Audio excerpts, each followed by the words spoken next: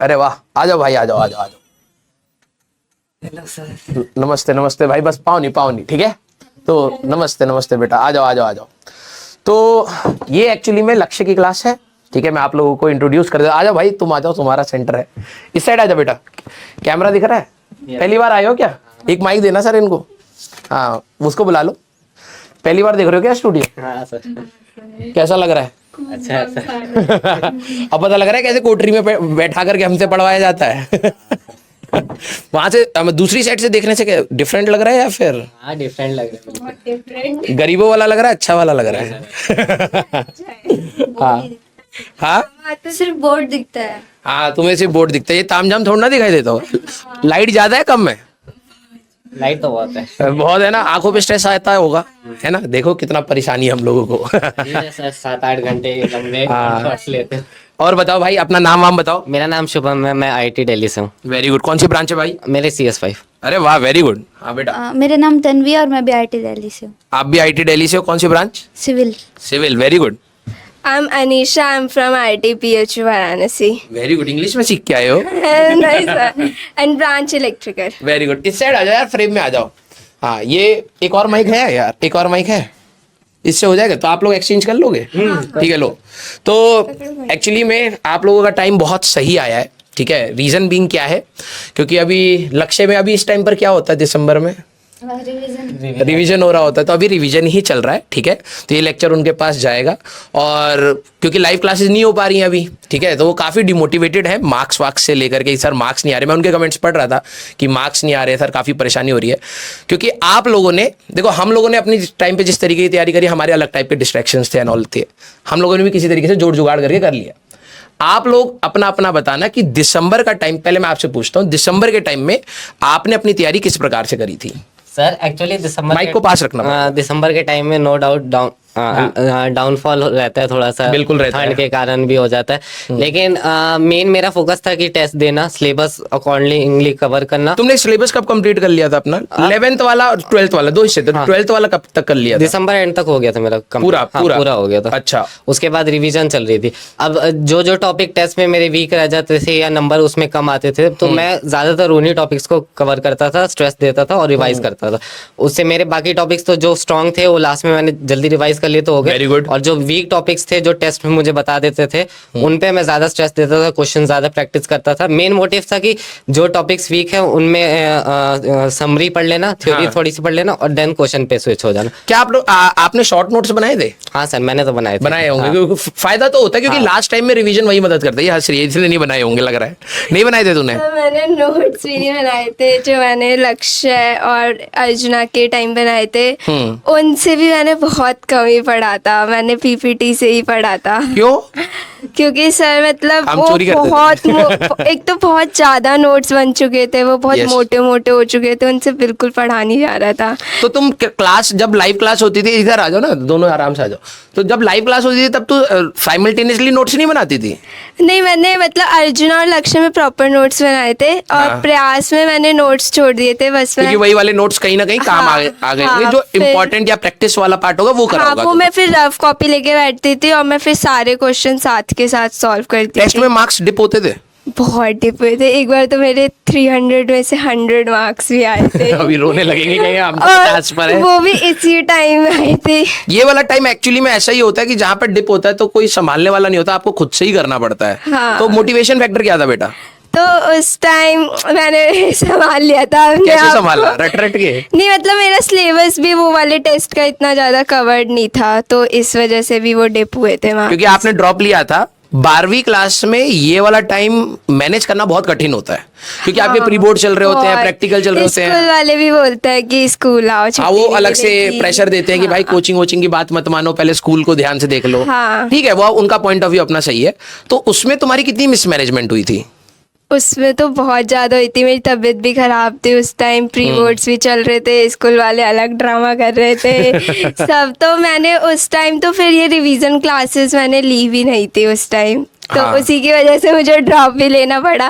मैंने टेस्ट वगैरह भी बहुत मिस किए थे 11th-12th में, तो बेटा ये ध्यान से सुनना, बहुत ज्यादा actually- मिस किए थे। कोई नहीं, अब तुम अच्छी जगह पर हो, ठीक है। लेकिन ये बात ये होती है कि आपसे गलतियां होती है, लेकिन आप रियलाइज करके अगर उसके ऊपर मेहनत करते हो तो आजा भाई, आज तुम्हारा दिन है, ठीक है। हाँ, तो जब तुमसे गलतियां होती है उसके बाद कई बच्चे होते हैं जो इंट्रोस्पेक्ट ही नहीं करते कि यार कि मेरे से गलती हो रही है, एक बार इसको देख लेते हैं, सुधार लेते हैं। कुछ बच्चे नहीं करते, कुछ बच्चे लेकिन डेफिनेटली करते हैं। तो आपने सलीम सर से पढ़ा होगा पूरा अर्जुना और वो, है ना? मुझसे भी पढ़ा है। आप मेरे से भी पढ़ा है, और आपने बेटा, है ना? क्योंकि आप अर्जुना मतलब लास्ट लक्ष्य के हो, तो सलीम सर से वहां पर पढ़ा होगा आप लोगों ने। Very good. अब कॉलेज कैसा लग रहा है भाई? अच्छा, एक ईमानदारी वाली बात बता देना, ठीक है? क्योंकि मैं पर्सनली यही फील करता हूँ, मैं बच्चों को भी यही बात बोलता हूँ पढ़ाते समय, कि जो बाहर से हाइप होता है और जो कॉलेज के अंदर का हाइप होता है उसमें बहुत बड़ा अंतर है, हाँ, है ना? बहुत ज्यादा हाइप कर रखा है ऐसा। ये यूट्यूब ने ज्यादा हाइप कर रखा है ना? और वो डिमोटिवेटिंग फैक्टर बना क्या कभी तुम्हारे लिए? मेरे लिए बना था, क्योंकि जब मैं कॉलेज में गया था तो एक इमेज लेकर के गया था, फिर जाकर लगा यार ये नॉर्मली तो है यार, ये कॉलेज ही है। लेकिन हाँ, अगर हम बेकार कॉलेज में गए होते तब हमें और बुरा लगता। ये बात है। लेकिन हाँ, ये है कि वहां पर जाकर के वो उतना हाइप्ड नहीं लगता है। हाँ। जैसे आईटी दिल्ली नो डाउट बहुत अच्छा कॉलेज है, पूरा ऑल ओवर इंडिया उसकी रिस्पेक्ट करता है, और आप लोग भी बहुत अच्छा करके निकलेंगे। लेकिन यस, आपने जितना सोचा होगा शायद उससे काफी नीचे होगा। लगता है कभी कभी ऐसा, इतना नहीं है। इतना नहीं है जितना हम लोग स्ट्रेस ले रहे थे एंड ऑल, है ना? तो बच्चों को कुछ टिप्स दो भाई कि टेस्ट में मार्क्स कैसे इंप्रूव है। हम तो बताते बताते फेल होते हैं, आप ही लोग बताओगे। सर मतलब मेरा तो ये कि थोड़ा पास माइक करके तेज बोलो। डिमोटिवेट नहीं होना चाहिए, नंबर कैसे भी आते रहे, बस कंटिन्यू मेहनत करते रहना। लाइक मेरे इस टाइम पे ये था कि मेरा 11th बहुत वीक था। सभी का हो जाता है, इतना सिलेबस है, कैसे नहीं करोगे? मतलब फिजिक्स तो बहुत ही ज्यादा वीक थी, तो मतलब फिर 12th खत्म हुई तो उसके बाद में मैंने 11th मैकेनिक्स वगैरह बाद में कवर किए थे। फिर उसके बाद में भी मतलब मार्क्स इतने अच्छे नहीं आ रहे थे, फिर मेरे को ये था कि IIT जाना, तो एडवांस पे ज्यादा फोकस था। तो पहले मैं जेईई मेंस का कैसा गया था, स्कोर क्या था? बेकार। कितना? चलो ये भी बच्चों के लिए नहीं, मोटिवेटिंग। वो तो- अरे बता दो, कोई दिक्कत नहीं है। मतलब बेकार ही था। बेकार ही था, ठीक है, चलो कोई दिक्कत नहीं है। अब आपका कैसा था जेईई मेंस? हाँ, मेरा तो ठीक गया था, कितना गया था? 288। 288 था यार, ये तो बहुत ही अच्छा स्कोर है। तेरे उसमें कितनी रैंक आई थी? किसमें? मेंस में? एडवांस में? एडवांस में 1503 थी। वहां क्यों गड़बड़ हो गई? वो थोड़ा सा लास्ट में कर दिया था सर, क्योंकि इस बार जो था ना कि एग्जैक्ट इंटीजर वाला था, तो उसमें मैं राउंड ऑफ कर दे रहा था, एग्जैक्ट आंसर समझ गया। और उसी वो में ये वो बहुत मार्क्स खा जाते हैं कई बार। उसी में एक्चुअली में मैं जब गेट का एग्जाम दे रहा था तो वहां पर भी इंटीजर टाइप के सवाल आते हैं, और वो डेसिमल वाली नौटंकी कई बार हो जाती है। और एक्चुअली सर जो मैंने इस साल गलती की, मैं भी बताना चाहूंगा। बिल्कुल बताओ। कि इस बार IIT कानपुर ने नेगेटिव इंटीजर वाले भी आंसर दे दिए थे। हाँ, मैथ्स में था आई थिंक एक ना। हाँ, मैंने देखा था। दो क्वेश्चन थे। हाँ, तो आज तक ऐसा हुआ नहीं था। हाँ, बच्चों ने मॉड लिख करके बता दिया होगा। मैंने भी मॉड लिख के बता दिया, उसी में मेरे 2 क्वेश्चन चले गए। क्योंकि ये मैंने देखा था कि नेगेटिव, उन्होंने कहीं लिखा नहीं था कि नेगेटिव हो सकता। लिखा भी नहीं था, कुछ नहीं बताया था उन्होंने कि नेगेटिव हो सकता और तुम नहीं हो। वहां पर जब टाइप कर रहे थे तो क्या माइनस का ऑप्शन था? हाँ था, बोला था लोगों ने कि माइनस था, मैंने ध्यान नहीं दिया। तो भाई ध्यान से सुनो कि भाई जब आप एग्जाम में जाते हो तो प्रेजेंस ऑफ माइंड भी बहुत, देखो आंसर तक तो पहुंचे। आई थिंक -2 था या -3 था? -2 था। -2 था, है ना? मेरे को याद भी है वो। तो वो काफी सारे बच्चों ने वो इशू बताया था। प्रेजेंस ऑफ माइंड बहुत मैटर करता है एग्जाम में। कई बार क्या होता है कि आती आती चीजें भी खराब हो जाती हैं। ऐसा हुआ क्या एग्जाम में जाकर के आती हुई चीज खराब हो गई हो? हाँ मतलब मेरे साथ ऐसा हुआ था, एडवांस का पेपर था तो उसमें कुछ तो मतलब कोऑर्डिनेशन नंबर का कुछ था। हाँ। तो उसमें मतलब माइनस करना था, नहीं शायद सम पूछा था और मैं उसको सब्ट्रैक्ट करके आई थी। तो और दिमाग खराब हो गया होगा घर आकर के। हाँ, फिर वो आते ही मैंने वो देखा, सॉल्यूशन देखा और यूट्यूब पे सर करवा रहे थे। तो ये गुस्सा क्या आया होगा। भाई? EDTA करके मैं कई बच्चों को बताता हूँ कि मैं भी मतलब, पता है आप टफ सवाल खराब करके आ जाओगे ना, you will not feel bad. आता हुआ सवाल जब खराब होता है लगता है भाई 4 मार्क चले गए यार इसमें, तो खून जल जाता है बिल्कुल उसके बाद, है ना? अच्छा, एक चीज मैं आप लोगों से और पूछूंगा कि आप लोगों ने पूरी प्रिपरेशन जर्नी रखी है, तो कई बच्चे नोट्स नहीं बनाते, कई बच्चे टेस्ट नहीं देते, कई बच्चे आखिरी में आकर के पैनिक करते हैं। अगर कोई अभी यहाँ से स्टार्ट करना चाहे, ठीक है, मतलब ऑब्वियस सी बात है 100% तो नहीं अचीव कर पाएगा, क्योंकि 11th भी बहुत वास्ट है, फिजिक्स केमिस्ट्री है, फिर उसमें रिएजेंट बहुत सारी चीजें हैं। क्या आपको लगता है कि यार कि क्या प्राइमरी गोल होना चाहिए? 100 का तो एक्सपेक्टेशन नहीं होना चाहिए। प्राइमरी गोल क्या रखें कि एटलीस्ट कुछ बेटर हो जाए? क्या थोड़ा बहुत 11th का इजी पार्ट पढ़ें? मतलब आपको क्या लगता है कि यार फिजिक्स में ये पढ़ लो या ये पढ़ लो, जो तुम्हें लगता है कि यार ये चीज़ डुएबल थी, मैंने करी थी, आसान लगी, पहले मेरे को डर लग रहा था उस चीज़ से, कुछ ऐसा है आपके दिमाग में जो आपको लगता है यार मैथ्स में ये पढ़ लो या इसमें ये पढ़ लो? फिजिक्स में तो थर्मो वाला पार्ट बहुत इम्पोर्टेंट है, Very इजी good. भी है वो, Easy भी है, हो सही कह रही हो। सकता है, मॉडर्न फिजिक्स भी। Very good. 12th का जो लास्ट वाला पार्ट है वो इजी है, वो हो जाएगा। रोटेशनल छोड़ दो अभी के लिए, बिल्कुल। ऑप्टिक्स भी मैं छोड़ रोटेशन देखो ये ऑप्टिक्स में छोड़ के गई थी। सेम मेरी हालत। मैं फ्लूइड छोड़ के गया था अपने टाइम पर, क्योंकि मेरे को गलत होते सवाल गलत नहीं करने ना वहाँ। हाँ। तो फ्लूइड्स मेरा छोटा था, मेरा ऑप्टिक्स पूरा छोटा था। मेरा 3 सवाल आए थे और माइका शीट वाले इतना इजी सवाल थे, मैं मैथ्स दी कॉलम में वो छोड़ गया। ठीक है, लेकिन अभी जिन्होंने स्टार्ट कर रहे हैं, जिनको लग रहा है कि यार डर लग रहा है कि सर मेरा इतना वास्ट है, कुछ चीजें छोड़ दो, जिससे क्या होगा ना आप रिलैक्स्ड हो जाओगे। ठीक है, इजी पार्ट अगर आप कर पाओ, जैसे मान लो कि थर्मो में इन्होंने कहा, thermo no doubt highest weightage रखता है, इजी भी बहुत है। रोटेशन में एटलीस्ट मोमेंट ऑफ इनर्शिया निकालना सीख लो, वो तो इजी है। हाँ। है ना, और उसका सवाल भी आता है। तो आप एटलीस्ट ये कर लीजिए कि भाई कि एक मतलब फिजिक्स में, केमिस्ट्री में, मैथ्स में जो मोस्ट रिपीटेटिव है, इजी है, पहले उनको निपटा लो एटलीस्ट, जिससे स्ट्रेस कम रहे। हाँ। है ना, और कोई टॉपिक? इलेक्ट्रोस्टैट्स वाला पार्ट हो जाएगा, वो तो easy है। उससे ग्रेविटेशन नहीं पढ़ाता हो है। जाएगा। तो units and dimension her units साल and आता ही है, dimensions उसमें तो आप लोग पीएचडी हाँ। कर ही लेते हो स्टार्टिंग में। एडवांस में भी उसके क्वेश्चन आ आ जाते जाते हैं। हैं, हाँ। और वो इजी होता है काफी। एरर एनालिसिस है, स्क्रू गॉज, वर्नियर कैलिपर, ये भी एडवांस में आ जाता है। आसानी से आप इसको कवर कर सकते हैं। हाँ। है ना। केमिस्ट्री के लिए क्या बोलोगे बेटा? Sir IOC IOC very good. लेकिन बच्चे को प्रॉब्लम है यार, तेरी आईओसी अच्छी थी? हाँ। तेरी मैं पी ब्लॉक छोड़ के गई थी। P block. वैसे वापस बाकी सारी चीजें आईओसी की हाँ, मतलब रटा था बैठ के, मतलब बहुत सर रटा ऐसा है था। कि Yes. वो उसमें थोड़ा मेहनत करनी पड़ती है, लेकिन वो है कि बहुत स्कोरिंग है। यही चीज मैं अपने बच्चों को भी बता रहा था कि मेरी ऑर्गेनिक और इनऑर्गेनिक बहुत स्कोरिंग थी और मैंने बहुत अच्छे से करी थी। फिजिकल मेरी खराब थी, कोई दिक्कत नहीं।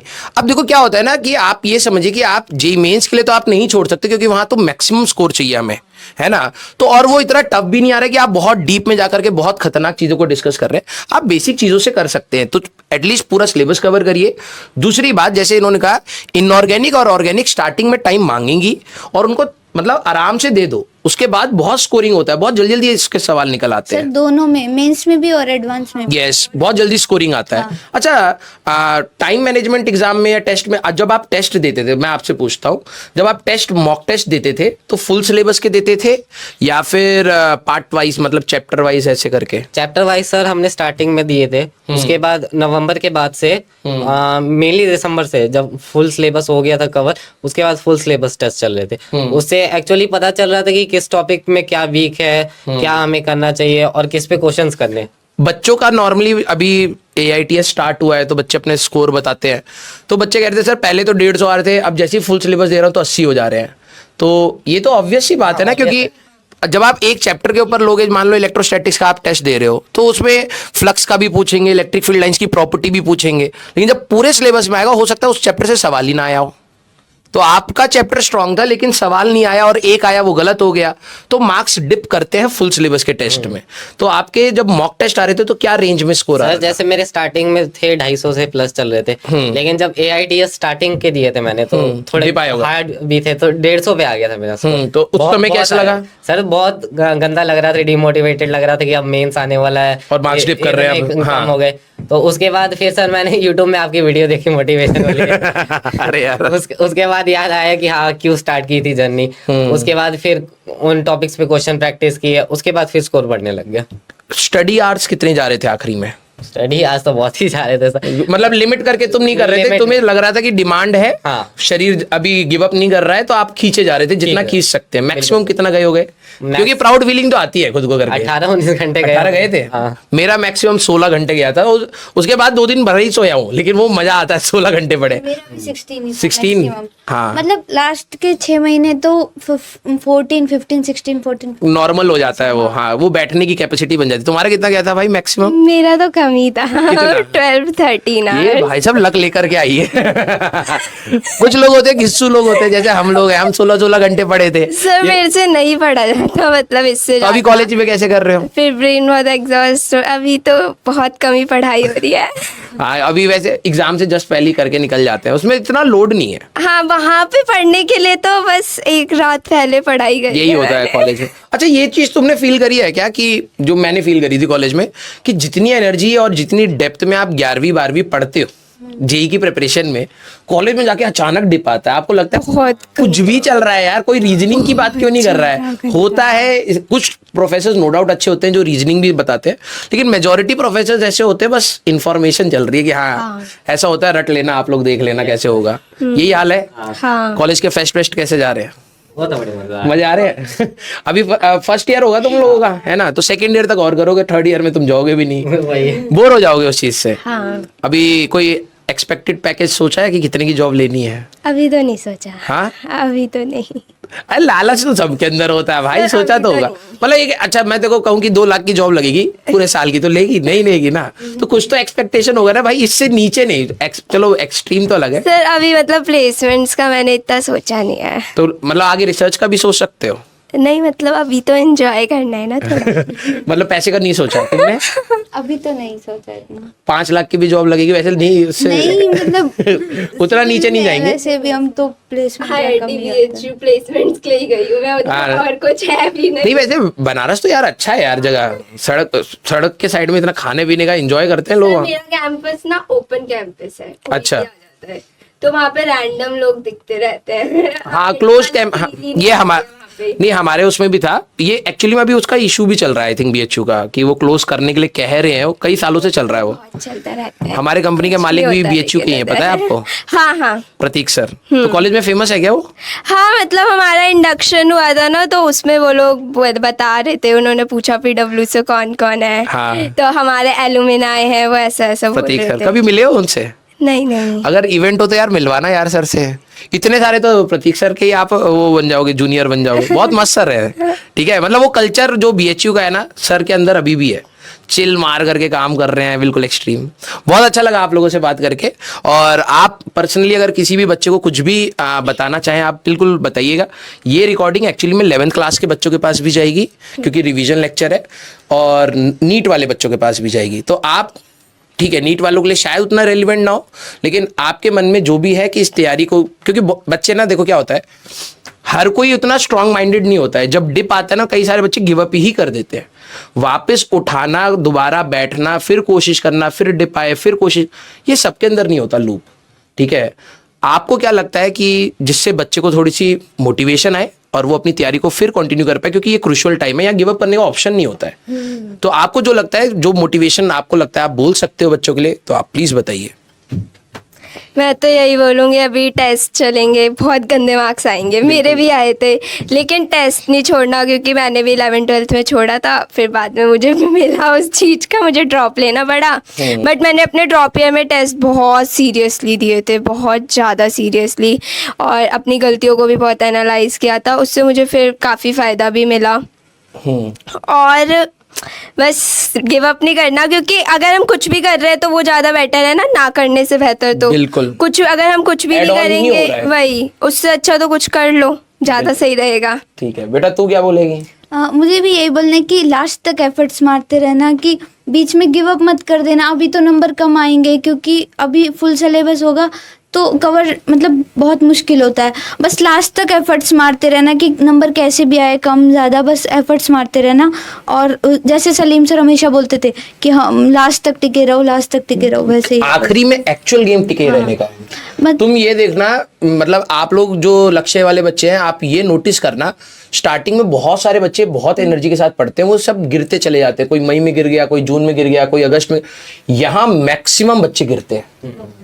कई बच्चे तो ऐसे होते हैं, लिटरली बता रहा हूँ, मैं अपने आप को बहुत ब्राइट स्टूडेंट नहीं कहता हूँ, लेकिन मैं ये कहता हूँ कि मैं टिका रहा, क्योंकि बहुत सारे मेरे से बेटर बच्चों ने शायद पहले गिव अप कर दिया मेरे से।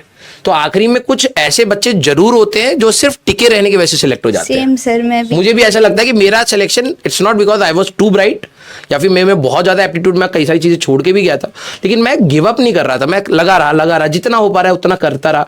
तो कुछ जगह तो उन बच्चों के लिए होती है जो गिव अप नहीं करते हैं। तो सर जैसे मेंस 1 के बाद मुझे भी लगा कि एक बार तो नहीं होगा, इस साल सिर्फ बोर्ड्स निकाल लेते हैं। फिर बस ये था कि फिर अगर ड्रॉप लेंगे तो वापस सब कुछ करना पड़ेगा। Yes. तो बस मेरे को ये था कि मैं एक बार एफर्ट्स मार के देख लूँ, बाकी जो होगा वो देखा जाएगा। क्योंकि तू तेरे दिमाग में एक बार ड्रॉप का आया था, तेरे दिमाग में आया कि अगर ड्रॉप लेना भी पड़ा तो एटलीस्ट T=0 बेटर होगा।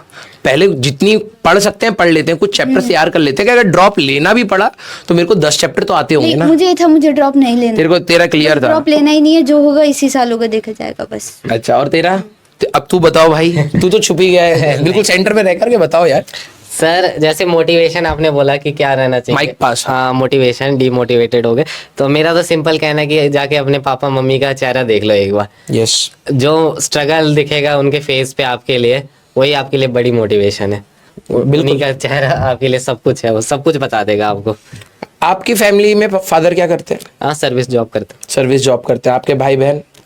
भाई तो छोटा है। भाई छोटा है। अब उसको मोटिवेशन आता है तुम्हें देख करके कि भैया अच्छे कॉलेज में? हाँ, अभी तो छोटा है, उसको लगता है जब उसके फ्रेंड्स बात करते हैं कि हाँ तुम्हारा भैया IIT दिल्ली में है, तो उसको लगता है कि हाँ मैं किसी लेवल पे हूँ। वो किसी लेवल पर है। ये सही है भाई, छोटे भाई बहनों का ना रोला काटने का रहता है। नहीं, सही है यार, थैंक यू सो मच। ठीक है, क्योंकि हम लोग भी बच्चों को यही बात बोलते हैं, लेकिन शायद मे बी एज कनेक्ट की वाली बात होती है कि हम लोग भी धीरे धीरे जब बुढ़े होंगे तो बच्चे को लगेगा यार आप उस जमाने की बात कर रहे हो। ठीक है, कोटा में अभी भी कई फैकल्टीज, मैं जब पढ़ता था कोटा में तो कई फैकल्टीज उस समय जो हमें मोटिवेशन देते थे ना, वो आज नहीं काम कर सकता, क्योंकि आप लोगों की problem set is totally different. तो हम कोशिश करते हैं कि अपने बच्चों से समझे कि आप लोगों को क्या प्रॉब्लम आ रही थी और वो समझाने की कोशिश करें। कई बार बच्चे नहीं समझते हमसे, तो हम आपके थ्रू बोलते हैं कि यार ओवरऑल क्रक्स हम भी यही बता रहे हैं, लेकिन शायद जिसने अभी जस्ट क्रैक किया है तो आप उससे ज्यादा रिलेट कर पाए कि हाँ यार भैया दीदी से भी यही प्रॉब्लम आ रही थी, मैं भी करके देख लेता हूँ, क्या पता मेरा बेटर हो जाए, है ना। तो इंजॉय करो यार, ठीक है, और मिलते हैं क्लास के बाद आप लोगों से। ठीक है, चलिए भाई, thank you so much, thank you so much, thank you. ये रख लो।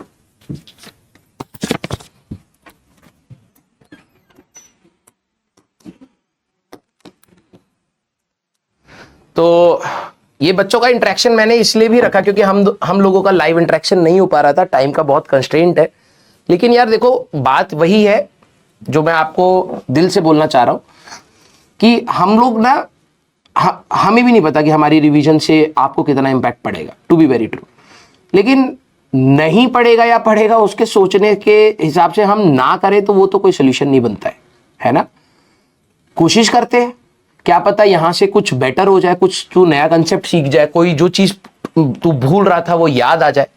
तो इसीलिए मैं हमेशा आपको स्टार्टिंग से बोलता आ रहा था बेटा, ठीक है, जो भी लक्ष्य के स्टूडेंट्स होंगे, और आपने नोटिस किया होगा कि मैंने आपको कई बार बोला था क्लास में कि मेरा काम सिर्फ पढ़ाने का नहीं है, गाइड करने का भी है। और मैंने जहां तक, टू बी वेरी ट्रू, मैंने जहां तक अपनी कोशिश करी है कि मैंने आपको समय आने से पहले ही बता दिया था बेटा ये आपके साथ होगा। मैं आप लोगों के कमेंट्स पढ़ता हूं, ठीक है, उसमें कई सारे बच्चे कहते हैं सर आपने बोला था कि प्री बोर्ड्स और 11th का रिवीजन में मिसमैच आएगा, प्रॉब्लम्स आएंगी, वो मैं फेस कर पा रहा हूं, आई एम सॉरी। लेकिन बात यह है कि अब उस सॉरी से तेरा नुकसान हो रहा है,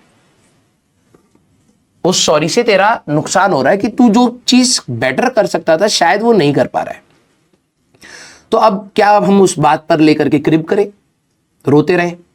नहीं, वो भी एक सोल्यूशन नहीं है सर, वो तो समय वेस्ट करेगा। यहां से क्या निकल के आ रहा है? यहां से अब यही निकल के आ रहा है कि हमारा जो सिलेबस है 50-50 11th 50 12th, ठीक है, प्लस माइनस थोड़ा बहुत 5% होता रहता है ऊपर नीचे। लेकिन यस, ऐसा नहीं है कि भाई 12वीं जो तेरे को आती है वो सिर्फ 10% पूछी जाती है और 11th क्लास ही 90% पूछी जाती है, ऐसा तो नहीं है। तो तू जो बोर्ड्स की तैयारी कर रहा है उसमें थोड़ा सा एप्टीट्यूड लेवल अपना बढ़ा करके अपने जेईई मेंस को साथ लेते चल, ठीक है। जब तक तुम्हारा जेईई मेंस नहीं होगा तब तक तुम्हें लगेगा कि तुम्हारा सिलेक्शन ही नहीं हो रहा है, तुम जबरदस्ती किस लेवल की तैयारी कर रहे हो, किस डायरेक्शन में कर रहे हो, तुम्हें नहीं पता चलेगा। एग्जाम ही आपको क्लियर पिक्चर देगा कि यार एक्चुअली में मैं जिस तरीके से पढ़ रहा था वो सही डायरेक्शन थी या नहीं थी।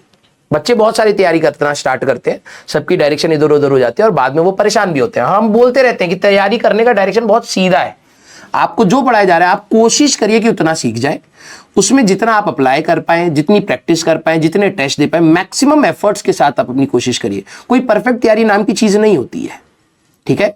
इन सभी बच्चों ने हिट एंड ट्रायल्स करे हैं अपनी तैयारी में, कभी सक्सेस मिला होगा, कभी नहीं मिला होगा। लेकिन यस, मैं लिटरली बता रहा हूं, इस पूरी तैयारी में आखिरी तक टिके रहने का भी एक बहुत बड़ा रिवॉर्ड है, ठीक है।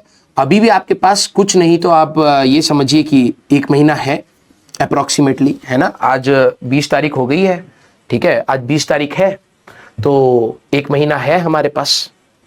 यहां से आप जितने सिक्के इकट्ठा कर सकते हैं, इट्स लाइक कि आपको एक सिक्के के रूम में डुबा दिया गया है, आप जितने सिक्के उठा सकते हो उतने उठा लो। मैं तो इस मोमेंट को ऐसे ही समझता हूं कि ये लास्ट मोमेंट आप कितना ग्रैब कर सकते हो, अपने लिए ग्रैब कर रहे हो, ठीक है। तो डिमोटिवेशन का कोई फैक्टर नहीं होना चाहिए आपके अंदर। आपको ये नहीं सोचना है कि यार नहीं होगा तो क्या होगा, होगा तो क्या होगा, वो आपके हाथ में वैसे भी नहीं है बेटा।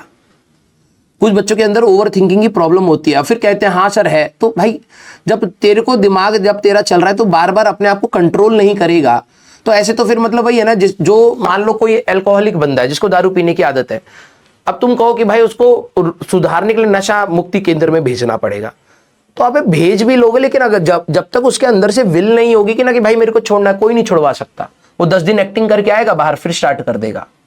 वही सिनेरियो आपका है। अगर आप यहां से चेंज लाना चाहते हैं तो आपके अंदर विल होना चाहिए कि हाँ यार मेरे को ये चेंज लाना है, ठीक है। अगर आपका ओवर थॉट प्रोसेस जा रहा है, आप बार बार डे ड्रीमिंग कर रहे हैं, तो आपके अंदर विल नहीं है एक्चुअली में, आप जबरदस्ती एक तैयारी करने की कोशिश कर रहे हैं। तो पहला आपका विल होना बहुत जरूरी है कि भाई ये जो एग्जाम आ रहा है, इससे अगर मैं इसको एक बारी में निकाल ले गया तो मेरा 1 साल बच सकता है, और अगर नहीं निकला तो फिर यही सारी चीजें दोबारा पढ़नी पड़ेंगी, ठीक है, दोबारा पढ़नी पड़ेंगी, फिर न्यू कंपटीशन होगा, फिर T=0 सेट होगा। और कईयों को ये लगता है आखिरी में आकर के कि यार मेरे से अब नहीं झेला जा रहा है, मैं अब अगले साल देखूंगा। अगले साल भी तू इसी सिचुएशन में होगा, मैं पहले बता रहा हूं। तो जो बच्चे, क्योंकि कुछ बच्चों के अंदर क्या होता है, हर बच्चा अलग होता है, कुछ बच्चे इजी वे आउट ढूंढते हैं। यार अभी मैं ये सोचता हूं कि मैं अपना ना बोर्ड्स अच्छे कर लेता हूं और फिर मैं अगले साल के लिए तैयारी करूंगा। अगर ये एटीट्यूड तेरा 12वीं क्लास में है तो मान ले बेटा कि तू अगले साल भी इसी सिचुएशन में रहेगा, क्योंकि वो एटीट्यूड प्रॉब्लम है। तू अपने प्रॉब्लम्स को डिले कर रहा है, सॉल्व नहीं कर रहा है। अगर मान लो, मैं तो अभी कहता हूं कि ड्रॉप का तो सोचना ही नहीं है, इसी में ही जितना करना है खींचो इसको, ठीक है। मान लो कि कोई बच्चा ऐसी सिचुएशन में आया कि यार कि एग्जाम खराब हो गया, या फिर कुछ मार्क्स से मेरे को एक कॉलेज मिल सकता था वो रह गया, या फिर ब्रांच अच्छी नहीं मिली। अगर आप उस सिचुएशन में मई जून के टाइम पर आते हैं, तब आप डिसाइड करना कि यार कि यहां से क्या करा जा सकता है, क्या मैं कॉम्प्रोमाइज करूं या फिर मैं दोबारा तैयारी करूं। लेकिन अगर आपके दिमाग में ये कीड़ा अभी आ गया तो डेफिनेटली जो आप एफर्ट्स 14, 15, 16 घंटे के लगा सकते हो, आप वो नहीं लगाओगे। आपके वो 12 घंटे, 10 घंटे, 9 घंटे का ही रहेगा, और वो 9-10 घंटा भी फुल कंसंट्रेशन वाला नहीं होता है। मैंने 16 घंटे पढ़ा है एक दिन में, मेरे को पता है कि कितनी थकावट होती है उस चीज में, लेकिन मैंने वो कोशिश करा था मैक्सिमम फुल कंसंट्रेशन के साथ। हाँ, 1-2 घंटा इधर उधर हम भी डिस्ट्रैक्ट हुए होंगे, लेकिन 12-13 घंटा एक जगह पर बैठ करके मेडिटेट करना बहुत कठिन होता है। आप लोगों में से भी कई लोग इस चीज को कर रहे होंगे, एंड दे कैन फील कि व्हाट आई एम सेइंग। तो आपका ये वेस्ट नहीं होगा, बट आप इस चीज को प्रोलॉन्ग करिए, कंटिन्यू करिए, और क्या होगा क्या नहीं होगा पहले उस लूप से बाहर आ जाइए। अगर आपका आज का एफर्ट अच्छा होगा तो जो भी होने वाला है वो थोड़ा बेटर हो जाएगा। मैं इस चीज पर बिलीव करता हूं कि जैसे आपके कर्म होते हैं वैसे ही आपको रिटर्न बैक मिल जाता है। सबके अपने अपने थॉट प्रोसेस होते हैं, कोई कर्म पे नहीं बिलीव करता है, कोई बिलीव करता है। तो मेरा ये मानना है कि यार अगर मैंने आज नहीं एफर्ट डाले तो डेफिनेटली कल मेरे को उसका रिवॉर्ड तो नहीं मिलने वाला। मेरे को रिवॉर्ड चाहिए तो एफर्ट डालते हैं, मिलेगा नहीं मिलेगा वो ऊपर वाला देख ले, समझ रहे हो। तो आप लोग ना किसी भी फैक्टर को लेकर के बैठ मत जाना। और मैंने आपको पहले ही बोला था कि अपना इमोशनल फ्रंट हटा दो इस तैयारी में से, प्लीज अपना इमोशनल फ्रंट हटा दो। मैं इमोशनली होकर के नहीं पढ़ता था अपने टाइम पर। अब मेरे को नहीं पता ये वाली बात रिलेटेबल होगी आपके लिए या नहीं, लेकिन मैं कई बार बोलता हूं कि अपना ना इमोशनल फ्रंट हटा दो, पढ़ाई के केस में हटा दो। तुम्हें दर्द हो रहा है, तुम्हें ये हो रहा है, तुम्हें कॉलेज में, ये सारी चीजें हटा दो। तुम्हें पढ़ना था, तुम्हारे सामने टॉपिक है, तुम्हारे सामने टीचर है, तुम्हारे सामने कंटेंट है, तुम चुपचाप पढ़ो, उसका टेस्ट दो, जो नहीं हुआ उससे सीखो, और बेटर बनो, और बेटर बनो, और बेटर बनो। इस लूप को चला दो बस पढ़ाई में, बाकी अपना जियो, कोई दिक्कत नहीं है। मैंने कभी आपको नहीं बोला कि आप अपने फेस्टिवल्स कट करिए। मैं हमेशा प्रमोट करता हूं कि आप अपने फेस्टिवल्स एंजॉय करिए, फैमिली टाइम दीजिए, फ्रेंड्स रखिए, एंजॉय योर लाइफ, क्योंकि एक थोड़ा सा बैलेंस होना भी जरूरी है। तो ये वाली बात भले ही हमारे लेक्चर के बीच में रही हो, तो आई होप आप इसको थोड़ा सा पॉजिटिव वे में लेकर के इसको देखेंगे, ठीक है, और यहाँ से कुछ बेहतर करने की कोशिश करेंगे, ठीक है।